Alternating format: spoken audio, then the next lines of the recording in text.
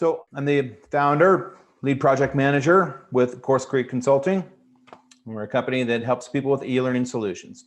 I always like to say that in regards to creating content, creating courses, I've done about 15 online courses in 6 different languages. So I have been in your shoes before. I've fought all the battles, and it's because of my experience in a previous life is why we built CourseCREEK, because we want to help others get their ideas out there and bring in students. The process of having a successful online course business really breaks down into 4 big pillars, 4 elements, you might say. There's strategy and planning, there's creating the content, there's implementing and building inside the learning management systems and building funnels, and then there is driving traffic to that which you've built and that which you've created, the course. And we sort of line that all out as 4 phases. And that's, in some sense, that's really what this week has been about, walking through these phases. So today we're going to talk about phase 4, which is marketing. And my part on this is launch campaigns. Now, there's 4 launch campaigns that are typically used and are popular. So let's go through them, and I'd love to answer any questions you guys may have about this. First launch campaign is probably the most familiar. We've all probably sat through these before. It's the webinar. All right. The webinar typically is about 60 minutes. Having done webinars before for myself and another business, something I can say about time. If you go beyond 60 minutes, you start losing people. So 60 minutes would be about the max, would be my recommendation on that. The webinar typically follows a best practice formulated script. That is to say that the webinar is set up strategically in a special way to get maximized results and to get your message out. There's materials that are available that can help you to sort of outline and wireframe your webinar properly, so to speak. The fundamental strategy is to design, is to draw a clear path between current pain points or issues and needs that your perfect target audience may have, and how your service and your course can solve those problems for them. So it's sort of hits on pain points and needs, and then in the end, you sort of unveil the solution through your webinar. It's a very typical process and strategy for webinars. Webinars, a couple things that are unique is they tend to sort of stack value at the end of a webinar. You've seen this before. At the very end, you get this and this and this and this, and you can also get one of these. Stacking value is a popular thing, and we do that to create urgency, as well as an OTO. OTO stands for one-time offer.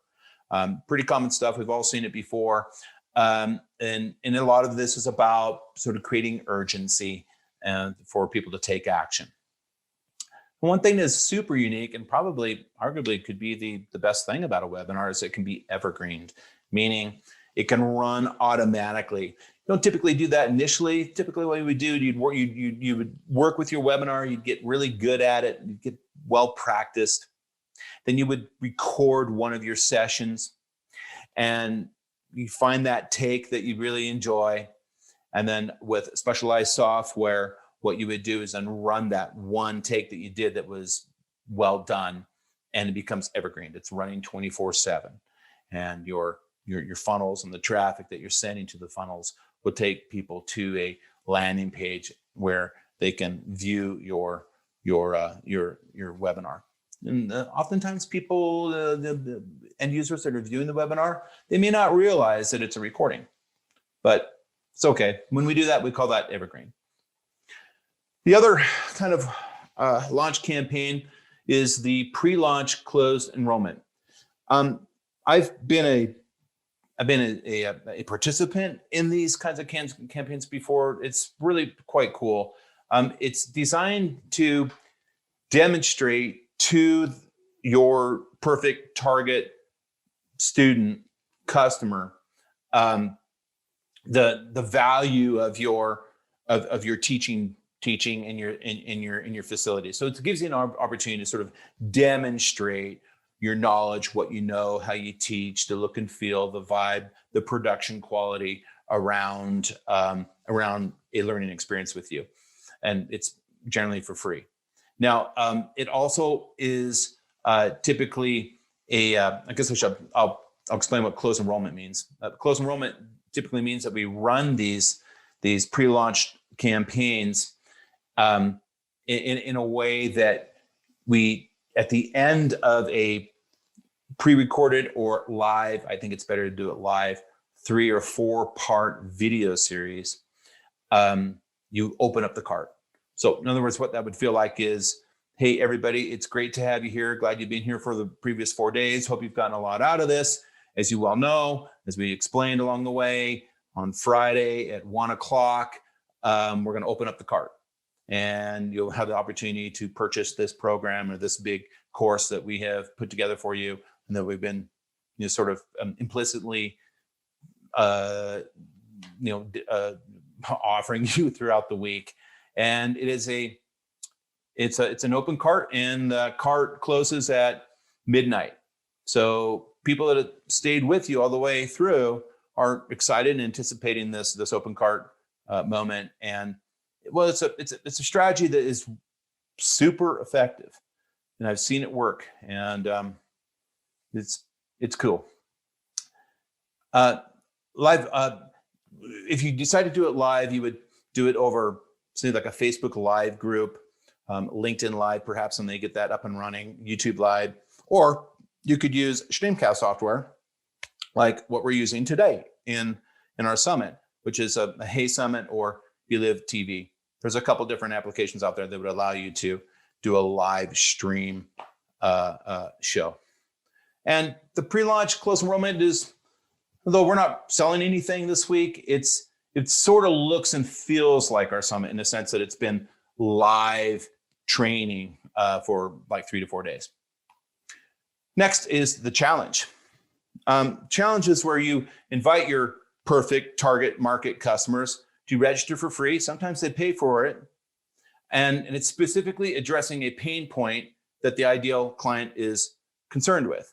So essentially, instead of it being a teaching to an audience sort of vibe, in the challenge, your attendees would roll up their sleeves and get involved.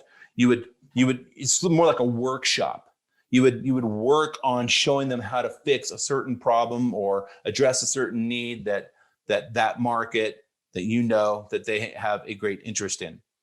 And again, like the close enrollment challenge, you would have maybe 3 to 5 days, and each day would be a different kind of challenge, a different problem that you would work with your attendees to solve, that that they have a need to get some better understanding on. And because of the nature of the challenges, they tend to be the easiest and the quickest to implement and design and put together. And they are the lowest risk, meaning the least amount of effort and time and money to put them together. And they are typically the most popular. So in terms of challenges or launch campaigns, the challenge tends to be the one you see most often. And one more important thing about the challenge is, since your students are working with you on personal issues and personal concerns and needs, they work really nice when they're inside an existing community, that your tribe, a group of people that are already sort of know who you are and where you're from. So that's nice. That's a nice thing. It has a strong community element to it.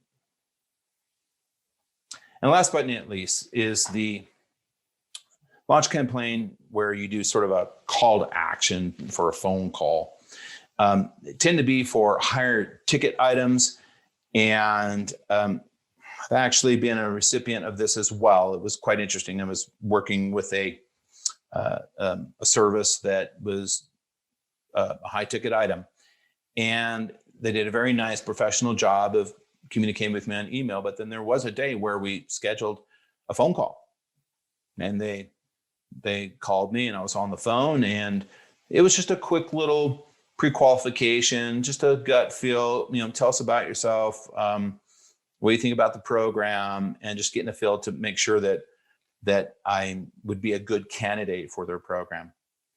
And that's the phone. Now, that works really nicely for high ticket items, and has that high touch feel to it. But it is the least scalable, right? Because you have to make phone calls.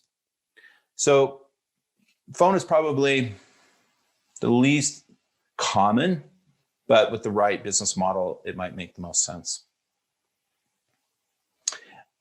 And on my last slide here, I wanted to just point out that each of these, some sense sort of referring back to yesterday's funnel and learning management system presentation, each launch campaign has its own funnel, middle of funnel element architecture that needs to be built out. So if you decide that you want to do a launch campaign, just keep in mind that there's some machinery, some mechanics behind it inside your learning management system that need to be built out, and you'll have to have the proper funnel for that. That is my presentation on launch campaigns. I hope that was interesting for you. Know that